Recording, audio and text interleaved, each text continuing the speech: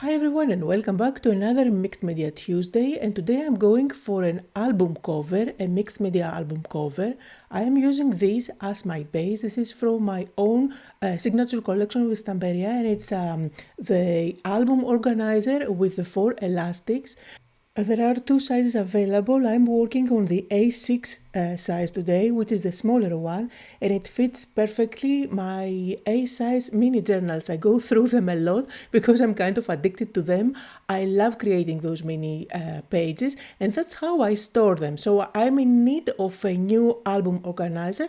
That's why I'm creating this today. In any case, keep in mind that what I'm going to create today could be easily done as a mixed media canvas or even on a scrapbook album. Now I'm just showing you that there are 4 elastics. Sometimes I don't even use all of them, depending on how bulky my journals turned out to be. Here I was able to fit 3 of them, but you can definitely go ahead and add a 4th.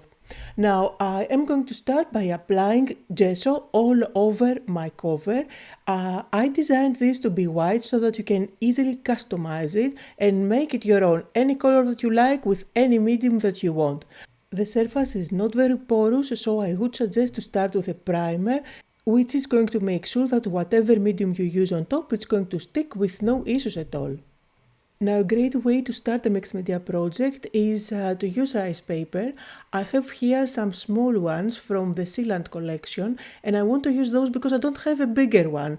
I am going to go with the smaller ones and I'm going to make them work. So I'm trying to choose 2 of those, and I will use some water with my brush to draw with water exactly which part I want to tear off, and then with my fingers I'm going to tear off those 2 corners. Don't throw away the rest, you can definitely use them on another project. By using this technique to tear off the edges of the rice paper, you will end up with distressed edges. You will see the fibers, and these are going to blend in beautifully on your project, and they are not going to leave very harsh lines. And now that I have my pieces ready, I'm going to use rice paper glue to stick them on my project. I like to apply a coat of rice paper glue at the bottom, stick the rice paper and then cover it up as well. You can definitely use any mixed media glue to stick down your rice paper. I just love this specific product because it dries completely matte. And it's very forgiving. Sometimes if I don't stick the rice paper very nicely down or it has wrinkles, I can easily peel it off and reapply it until I'm happy. So you can definitely use rice paper to cover up the side of your album, the back of your album, or even the inside. I'm working and focusing mainly on the front cover today, but the techniques that you see me do on the front can be used all over. Now I'm going to use 2 colors of acrylic paint and I'm going to add some color on that background. I'm starting with white and also baby blue. So I'm starting first with applying the white one all along the edges of the rice paper. This is going to create kind of base for the rest of the colors to go on top, and it kind of disguises that torn edge. Then I'm going to start mixing that blue into the color, and I'm using a sponge dabber, and I'm just dabbing the acrylic paint on top of my project, and that really helps for this technique. Of course, I will use those 2 colors and repeat the same dabbing with my sponge dabber all over my album on the side as well as at the back. And once this layer is completely dry, I'm going to go ahead and do the same dabbing technique, but this time with another color. I'm using here gold sand from the Allegro collection of acrylic paints by Stamperia. You can use any ivory acrylic paint that you have. And again, I'm just dabbing here and there. I'm not going to apply this all over the place. I'm just creating lighter areas on top of the blue that I have underneath. And I'm going to work the color by dabbing again and again. Don't overthink about where you're applying the color, just go completely random. The less you overthink, the better it's going to look at the end. And then of course make sure that this layer of paint is completely dry before you move on. Now let's do some ink blending. For that I'm using my coffee dye ink, and I'm applying that with a blending brush around the edges. I will show you how I do it at the front, but you should repeat that at the back so that you get a consistent look front and back all over your cover. And when I'm working on backgrounds, one of my favorite things to do is to use a stencil.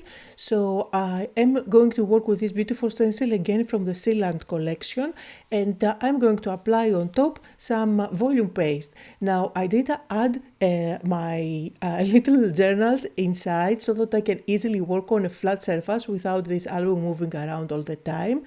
But before I go ahead and do the stenciling, I decided to do stamping first. So here I'm using a text stamp, and again with the same color of brown ink, I'm going to stamp this text here and there, just to add some interest on the background. It's not supposed to be readable, just add some visual texture there. Now this stamp is from one of my first ever designed stamps, which is called Elements. I get a lot of questions about this stamp set. It is now discontinued. I have designed that a couple of years ago, and usually the stamps along with every product from a collection go discontinued to make room for new collections in the warehouse. So this is unfortunately discontinued, but fear not, my new collection is coming in a couple of weeks, so stay tuned. Hopefully you will like the new designs of my stamp sets, and if you like something, make sure to grab it quickly, because they will get eventually discontinued after 1 or a couple of years. So I'm doing some stamping here, as you can see, and I'm keeping the journals inside. It helps me to keep that journal quite flat as I work at the cover. Now it's time to play with the stencil. I am going to apply my volume paste. You can use any modeling paste, you can use embossing paste, whatever you have. I get a lot of questions about volume paste as well. I like specifically this product because it is really thick, and it gives a beautiful impression when you lift the stencil. It also dries really quickly. Now I'm going to scrape off any excess from the stencil, so at the same time I'm cleaning up my stencil as well as making sure that I don't waste any of this paste. Then I'm going to leave the stencil and go to the sink to wash it. I need to make sure that I don't ruin with paste my stencils, and in the meantime I give some minutes for this to dry. And now that we have a lovely background, it's time to create a cluster at the front. I like to go with chipboards when it comes to albums because they are nice and sturdy, they are quite bulky, and they give a beautiful finish at the end. I am playing with, again, chipboards from the same Sealand collection to create a cluster, and you can see my thought process. I'm just playing and laying things on top, one on top of the other, until I'm happy with how it looks. And then once I have chosen all my elements, I'm going to go all around the edges and ink them up again with my coffee dye ink. And I'll do that for all the elements that I'm using. I like to do that to get rid of that white edge, and at the same time it helps those elements when you stack one on top of the other to define their edges a little bit more and help them pop against each other. Now, of course, in mixed media, it's all about layers and texture, so the more texture you are able to add, the better. That's why I decided to use this net. I have this for ages in my craft room. I have no idea where I got it and when, so don't ask me for a link for that. But I found it is great for nautical themed projects. So it's time to create my cluster, and let's put everything together. I'm going to combine foam tape along with my hot glue gun to stick everything down. This is going to allow me for some dimension, and it gives me the ability to create layers. You see, some are laying completely flat on top of my album and other elements are lifted at the top. I am not going to do some editing on how I put the cluster together so you can see the whole process, and in the meantime I just want to let you know that you can find links to the products that I used down below in the description, just like always. And don't forget, if you like the project, leave me a comment, like the video. These are just easy steps that you can do to support not only me but any of your favorite YouTubers. Now here you can see I'm adding tiny dots with my hot glue gun, which are going to make sure that the net stays in place.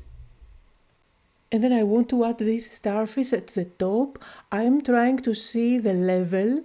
I needed to go with 2 foam tapes at the back to make sure that this is going to go on top of the label there. And then there are a few pearls which I'm going to tag in different areas here and there.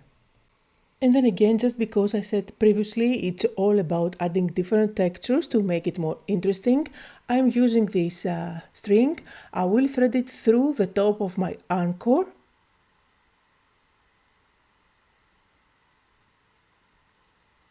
And you can definitely use chain if you have for this, it would give a beautiful result as well. You can also leave that hanging all over the place, or if you are like me and you want things to be more controlled, you can add some dots of hot glue gun and make sure that the string stays there. And now for the finishing touches, I'm using white acrylic paint and a very stiff brush, and I'm going to apply some white acrylic paint over my elements by just dabbing. I'm not dabbing all over the place, just in some areas. This is instead of using my white gel pen. It's going to give that highlight and bring everything together.